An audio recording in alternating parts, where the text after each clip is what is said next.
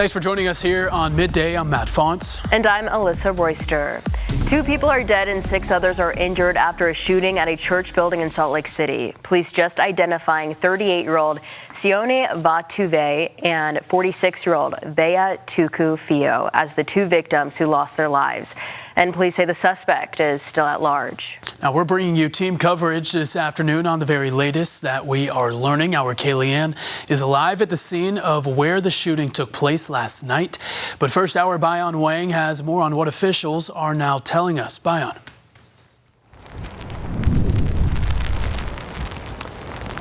Yeah, guys, they made it very clear that this shooting was not an attack on the LDS church. They said that this was a shooting between 2 different parties that seemed to be known to each other. That's something they actually confirmed, that there's more than one suspect here, an exchange of gunfire, and they are trying to figure out who these suspects are. They are still outstanding. They are going over surveillance camera footage, trying to get witness accounts of what happened, and that is the big issue here, because they believe that this may potentially be gang related. Why? When they're speaking to witnesses, there was indication that some of the suspects may have been involved in gang activity, and that's why they went ahead and queued up their gang unit to look into this alongside homicide detectives. We know that at least 1 victim has been released from the hospital, still several victims being treated at a local hospital where there is a heightened security measure, a heightened security presence with officers there, which is typical whenever there is a homicide, whenever there is a shooting and victims are in the hospital. But because this may potentially be gang related, there is more police officers watching that area. Now, the biggest obstacle that officers are running into is gathering the information. They are saying that they are dealing with individuals who may have known what happened but are not cooperating with officers. I mean, you think about how critical of a situation this is whenever there's a mass casualty incident. You want to get the information as fast as possible, because the more time goes by, the further those suspects may be getting. So they're likely queuing up other agencies too to help them out with this. And because of the potential that this could have been a gang hit, this is what the police chief had to say about what they're keeping a close eye on. We're always worried about an escalation or potential retaliation for any situation like this. And what I would say is, if there are individuals who are in fear of anything like that, please reach out to us and let us know so that we can help. And again, we're asking for anyone in the public or anyone that knows anything about this incident to please reach out to us and share that information with us so we can resolve this matter, and we will resolve it. And then you just think about what an intimate kind of setting this was. A funeral viewing for a loved one that a very large family lost.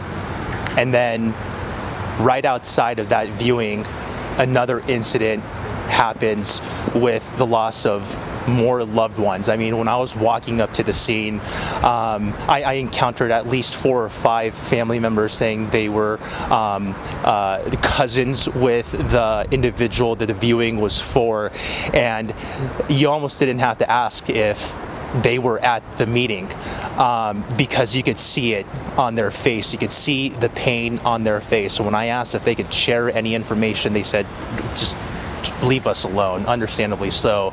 But you kind of hear the pain in their voice. And additionally, law enforcement is asking anyone with information to give them a call. They said that more than 1 vehicle left the scene, so they're trying to get an ID of those vehicles. They didn't release the descriptions. You would have to imagine with the amount of surveillance in the area, they have an idea of a potential license plate.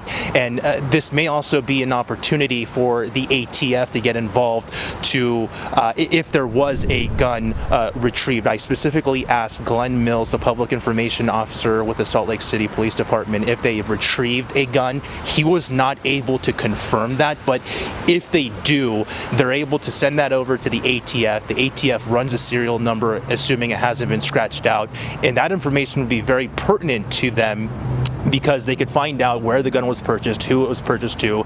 They could also see the chain of custody, how that changed as well. And when you're dealing with many individuals who are not cooperating with law enforcement, that kind of information plays a vital role. They also didn't confirm whether any of the victims in the hospital were cooperating with police. Matt and Alyssa, I'll send it back to you guys. Okay, Bayan, thank you for that update there. Meantime, our Kaylee is live at the scene of the shooting. Kaylee, talk to us about what comes next. Well, Matt and Alyssa, obviously a very tragic situation that happened here last night. And as we take a look at the church this morning and the surrounding area, it looks very different than when it looked like last night. I'm going to hop behind the camera and just kind of paint the picture for you right here. Now, the tape is all cleared up and there are no more cop cars. There were even some cop cars here this morning just kind of monitoring the situation. But I want to draw your attention to right back here. Now, like I mentioned, the tape is all cleared up, but the shooting happened in this back parking lot right behind the church, so it was not visible from the main street. But we have been told that people are being asked by the bishop of this church to move their cars, so there has been a lot of activity here with people pulling out of this parking lot and vacating the lot. Now, the hearse for the funeral is still parked out back, and a tow truck was even called in to remove one of the cars that was damaged during the shooting, as you can see, with visible bullet holes on the front of it. The shots were fired here at this church at about 7:30 p.m., killing 2 people, and now we know it injured 5 others. Dozens of people were inside the church building during that shooting, and neighbors even describing what they heard. You hear multiple shots ring out, and it's all after the holidays, so it makes you think and wonder, were those fireworks? But no, those were actual gunshots, and I jumped up off the couch really quickly and ran over to see what was going on and see if I could help. It's cruel. It's a cruel world. I mean, especially at a putu, at a funeral. It's not okay. It just hurts.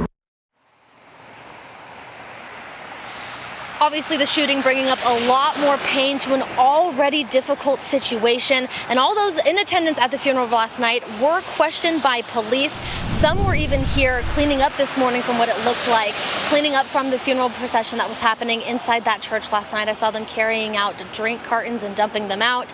Obviously, this investigation is still ongoing, but police are asking anyone with helpful information to please reach out, as the suspects are still at large. Reporting live in Salt Lake City, Kaylee Ann, ABC4 News.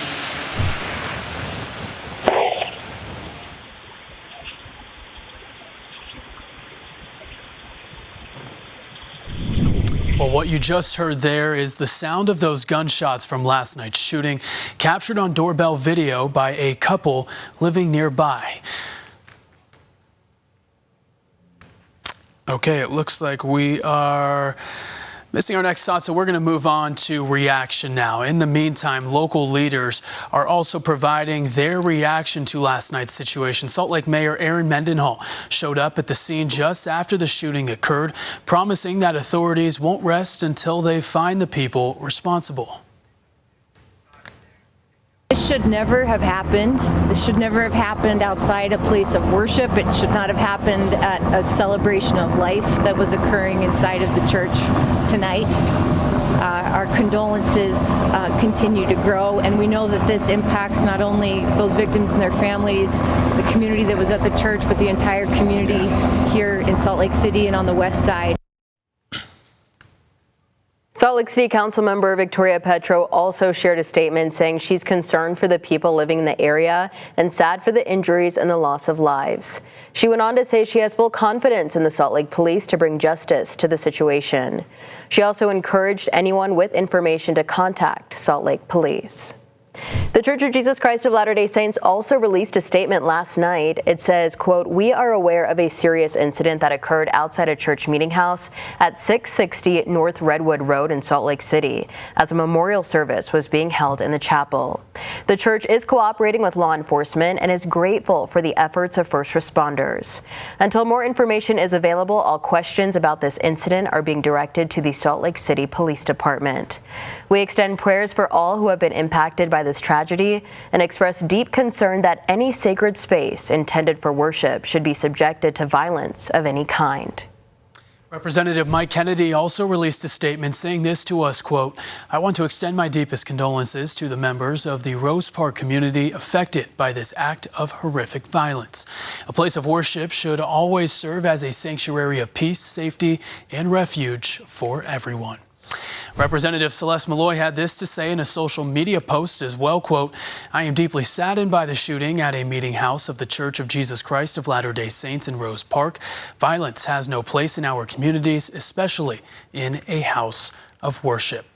And of course, this is still a very active case that we will continue to keep you updated on, so stick with us right here on air, online, and on our News for Utah Plus app.